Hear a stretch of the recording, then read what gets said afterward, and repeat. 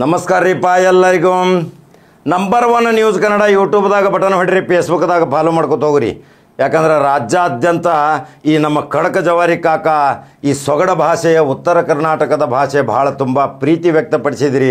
ಅನೇಕ ಶಾಸಕರ ಮಂತ್ರಿಗಳ ಮುಂದಾಳತ್ವ ವಹಿಸಿಕೊಂಡಂಥ ಸಮಾಜ ಸೇವಕರ ಪ್ರಚಲಿತ ಸಮಸ್ಯೆಗಳು ಮತ್ತು ಅವರು ಮಾಡಿದಂಥ ಅದ್ಭುತ ಸಾಧನೆಗಳ ಬಗ್ಗೆ ಅನೇಕ ಸಾವಿರಾರು ವಿಷಯಗಳನ್ನು ಬಹಿರಂಗಪಡಿಸಿ ಇವತ್ತು ಮೈಲುಗಲ್ಲ ಸಾಧನೆ ಮಾಡಿದ ನಿಮ್ಮ ಆಶೀರ್ವಾದ ಅಲ್ರಿ.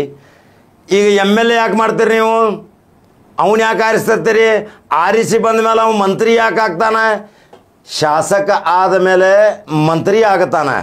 ಆ ಮಂತ್ರಿ ಆದಮೇಲೆ ಅವನು ಏನಾದರೂ ನಿಮ್ಮ ಜಿಲ್ಲೆಗೆ ಕೊಡುಗೆ ಕೊಡ್ಬೇಕಲ್ರಿ.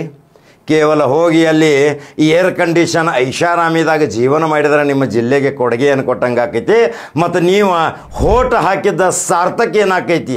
ಅಂಥದ್ದೊಂದು ಕಿರು ಸ್ಟೋರಿ ತೊಗೊಂಬಂದಿನಿ. ಇವರಂಥ ಇಬ್ಬರು ಅದ್ಭುತ ಮಂತ್ರಿಗಳು ಅದೇ ಕಲ್ಯಾಣ ಕರ್ನಾಟಕದಲ್ಲಿ ಮಾಡಿದ ಸಾಧನೆ.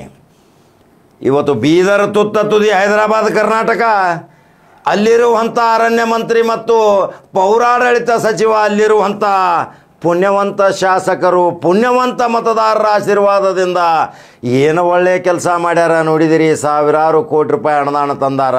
ಅದನ್ನು ಮುಖ್ಯಮಂತ್ರಿ ಅಡಿಗಲು ಮಾಡಿ ಇವತ್ತು ಓಪನಿಂಗ್ ಲೋಕಾರ್ಪಣೆ ಮಾಡೋಕೆ ಹೊಂಟೈತಿ.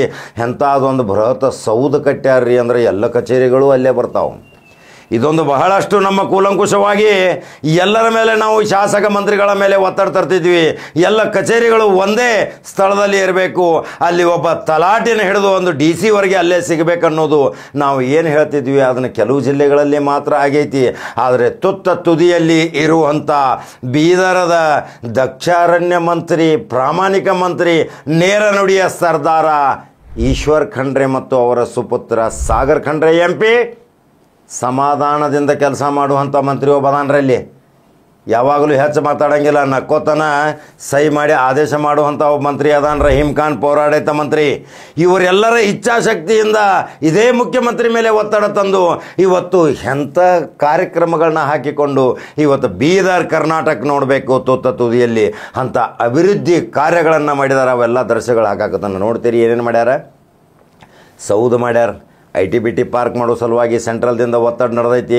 ಅನೇಕ ಬೃಹತ್ ಪ್ರಮಾಣದ ಕಾಮಗಾರಿಗಳು. ಯಾವ ಜಿಲ್ಲೆ ನಮ್ಮ ಸುಧಾರಣೆ ಮಾಡ್ತಾನೆ ಅವನೇ ದಕ್ಷ ಮಂತ್ರಿ. ತನ್ನ ಜಿಲ್ಲೆಗೆ ಯಾರು ಕೊಡುಗೆ ಕೊಡ್ತಾರ ಅವನೇ ಅತ್ಯುತ್ತಮ ಮಂತ್ರಿ ಮತ್ತು ಶಾಸಕ. ಆ ದೃಶ್ಯಗಳನ್ನ ಹಾಕುತ್ತೇನೆ ನೋಡ್ರಿ. ಇವತ್ತು ಈಶ್ವರ್ ಖಂಡ್ರೆ ಮತ್ತು ಸಾಗರ್ ಖಂಡ್ರೆ, ರಹೀಂ ಖಾನ್ ಮತ್ತು ಅಲ್ಲಿರುವಂಥ ಪುಣ್ಯವಂತ ಶಾಸಕರಿಗೆ ಒಂದು ನೀವು ಪುಣ್ಯವಂತ ಮತದಾರರು ಲೈಕ್ ಮತ್ತು ಶೇರ್ ಮಾಡಬೇಕ್ರಿ. ಇನ್ನೂ ಇಂಥ ಬೀದರ್ ಮತ್ತು ಗುಲ್ಬರ್ಗ ಅನೇಕ ಅದ್ಭುತ ಕಾರ್ಯಕ್ರಮಗಳ ಹಾಕುವ ಸಲುವಾಗಿ ಬಹಳಷ್ಟು ಇತಿಹಾಸ ನಿರ್ಮಾಣ ಮಾಡಿದಂಥ ಅಲ್ಲಿ ಶಾಸಕ ಮಹಾನ ಮಂತ್ರಿಗಳದಾರ.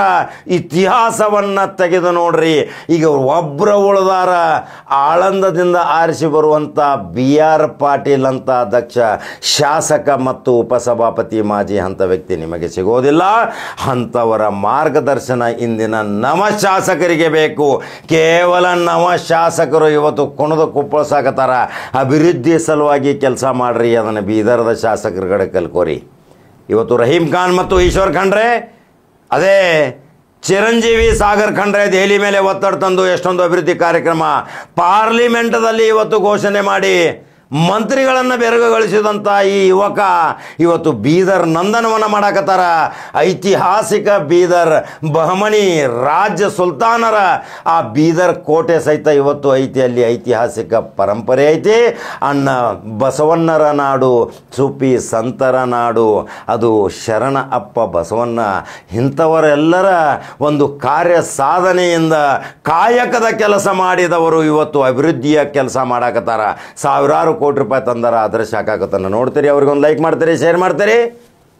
ಹೆಂಗೆ ಅನಿಸ್ತೈತ್ರಿಪ್ಪ ಈ ವಿಡಿಯೋ? ಬೀದರ್ ಮತ್ತು ಗುಲ್ಬರ್ಗ ಕಲ್ಯಾಣ ಕರ್ನಾಟಕದ ಮಹಾಜನತೆಗೆ ಜೇವರ್ಗಿ ಶಾಸಕ ಒಬ್ಬದಾನ್ರಿ, ಕಲ್ಯಾಣ ಕರ್ನಾಟಕದ ಅಧ್ಯಕ್ಷ ಡಾಕ್ಟರ್ ಅಜಯ್ ಸಿಂಗ್. ಎಷ್ಟು ಸಾವಿರ ಕೋಟಿ ರೂಪಾಯಿ ಫಂಡ್ ತೊಗೊಂಡು ಹೋಗ್ತಾರ. ಅವರು ತಮ್ಮ ಜಿಲ್ಲೆಗಳನ್ನು ಅಭಿವೃದ್ಧಿ ಮಾಡ್ಕೋತಾರ. ಅವರ ಬಗ್ಗೆನೂ ಅನೇಕ ಸ್ಟೋರಿ ಮಾಡಿದ್ದೀನಿ. ಇಂಥ ಶಾಸಕರಿಗೆ ಒಂದು ಸಪೋರ್ಟ್ ಮಾಡಬೇಕು, ಲೈಕ್ ಮಾಡಬೇಕು, ಶೇರ್ ಮಾಡಬೇಕು. ಮತ್ತೊಂದು ಜವಾರಿ ಸುದ್ದಿ ಹೋಗಿ ಬರ್ತೀನಿ. ನಮಸ್ಕಾರ.